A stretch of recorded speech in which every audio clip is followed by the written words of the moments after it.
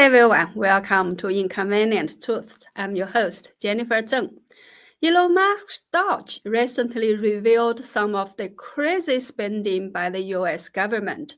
I'm sure you've seen a lot of it already, so I won't go into those details here. I'll just talk about my own findings. Take a look. From January 1st, 2020 to January 20th, 2025, a total of $180 million was paid by the US government to institutions, companies, and individuals in China. Among these findings, the top 5 contributors are SSA, DOS, HHS, USDA, and DOI.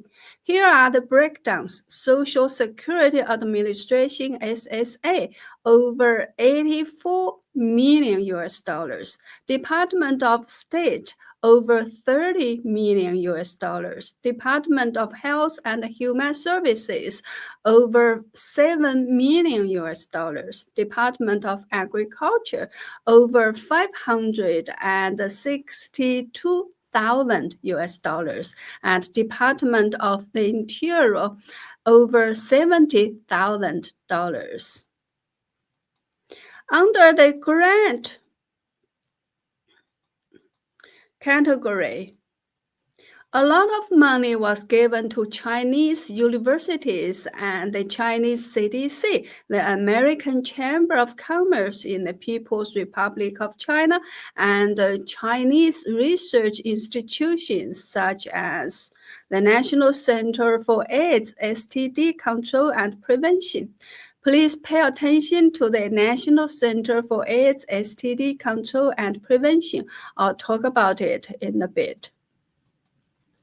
Many people are also sharing this chart, which shows how U.S. funds were given to China's Wuhan Institute of Virology, Academy of Military Medical Sciences, Wuhan University, etc. Famous Batwoman Shi Zhenli received an annual payment of $85,000 from the U.S. government. Now, we all know that the U.S. government funded gain-of-function research at the Wuhan Institute of Virology, and many people now believe that the COVID virus originated from this institute. Elon Musk also posted, "Did you know that USAID, using your tax dollars, funded bioweapon research, including COVID-19, that killed millions of people?" I think this is why my exclusive interview from 2023 has been recirculated online over the past few days. In this interview, Shan Chao, a researcher from the Wuhan Institute of Virology and the deputy director of its P4 lab, admitted to my interviewee that in February 2019, he received 4 strains of coronavirus from his supervisor, and his task was to select from these completed viruses one that could infect the most species. He also referred to this virus directly as a biological weapon. If you haven't seen this interview yet, please be sure to check it out. I'll put the link in the description and comments section. Actually, what I mainly want to discuss today is that the US government also funded AIDS research in China. Look here. Over the past 4 years, the National Center for AIDS STD Control and Prevention has received U.S. government funds multiple times. In fact, the National Institute of Health, NIH, has been funding AIDS research in China for a long time. For example, this document from Sun Yat-sen University in China from 2014 states that the National Natural Science Foundation of China collaborates with the NIH to research HIV/AIDS treatment, allowing researchers from Sun Yat-sen University to apply for this funding. And here is a similar notice from the University of Science and Technology of China. Search with keywords like National Institute of Health grant AIDS or National Institutes of Health grant virus will show many universities involved, such as Nanjing University, Peking University, Fudan University, and the Academy of Military Medical Sciences. While searching, I also accidentally found an interesting article published in 2016 in a Chinese website called sciencenet.cn. The article states, quote, over the past 20 years, the NIH has consistently allocated 10% of its total budget to AIDS research. However, this year, NIH will reduce this level of funding. The latest data of grant success rates reflect a motive behind abandoning its quota. At many institutions, obtaining AIDS research grants is much easier than non-AIDS research grants, indicating that government officials are trying every possible way to spend this money. The article says this year, the agency's funding for AIDS research remains at $3 billion, the same as in 2015, with expectations to maintain this level in 2017, unquote. The main point of this article is that because there's too much money to spend, some institutions are going to great lengths to find ways to spend AIDS grants, sometimes even expanding the definition of AIDS research or relaxing standards. Therefore, by 2016, NIH had to allocate some of this money to new priority research tasks. There's so much money they can't spend it all. This is how US taxpayers' money has been managed.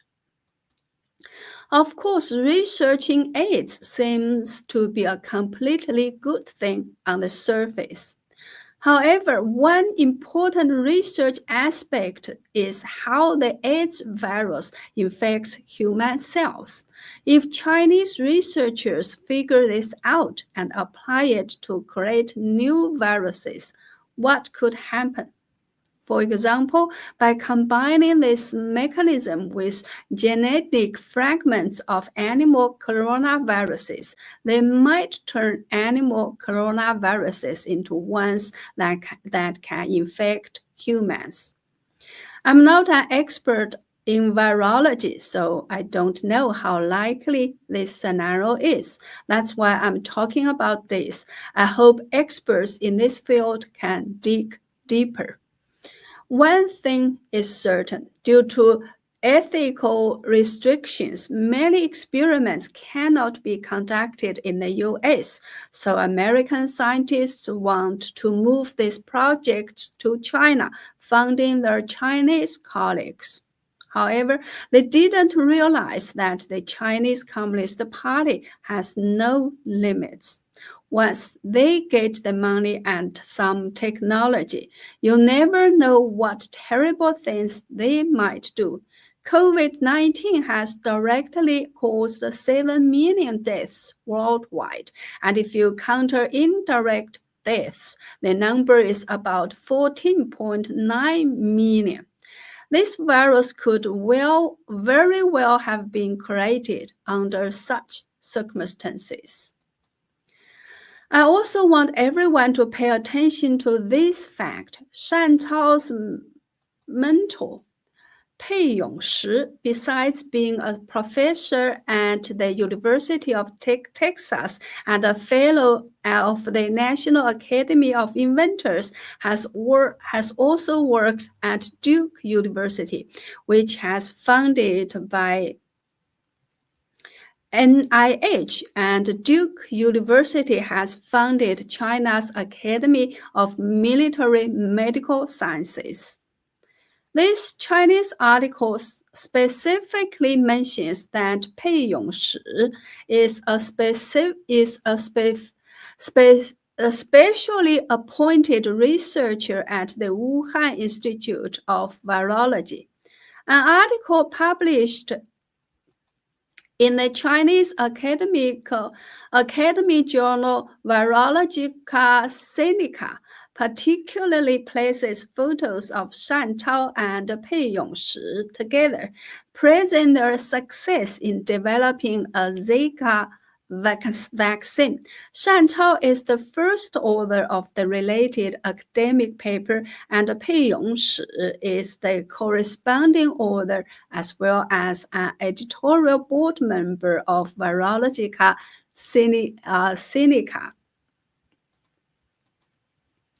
In 2016, the Chinese website Toutiao reported that researchers combined the MERS virus with rabies virus to create a new powerful vaccine. The method was to modify the rabies virus to carry proteins from the MERS virus. This modified virus serves as a 2-for-1 vaccine, protecting mice against MERS and rabies. The article says that by using a tested rabies vaccine, this innovative combination can speed up the development of a human MERS vaccine. The project leader for this research is Marshall Freeman, currently a professor at the University of Maryland School of Medicine. This research, as described in this news report, especially opens the door for artificial modification of animal viruses to infect humans. This technology can be used for good or evil. So in summary, my report today is mainly to remind everyone that with new evidence emerging regarding U.S. aid funding the Wuhan Institute of Virology and directly paying Shi Zhengli, my previous exclusive interview regarding Shan Chao, where he admitted to being involved in COVID-19 research, deserves more attention and should be watched again because truth is uncovered piece by piece. When fragmented information is pieced together, the truth slowly emerges. Additionally, the clues I've mentioned, like U.S. funding for Chinese AIDS research, the relationship between Shan Chao and Pei Yongshi, and the history of modifying rabies virus to create MERS-CoV viruses are just clues, not evidence. I'm not a virology expert. However, I present these clues here in hopes that professionals can evaluate their value and possibly dig out more truths and secrets from them. Well, that's all for today. Please like and share this video and leave a comment to give me a boost. Also, since YouTube has demonetized my channel, I encourage you to either subscribe to my X account, follow me on Ganjing World via the link I offer in the description and comment, or visit my website at jenniferzengblog.com to sign up for a membership or make a donation. Your support is vital to enable me to continue sharing the inconvenient truths. Thank you. See you next time.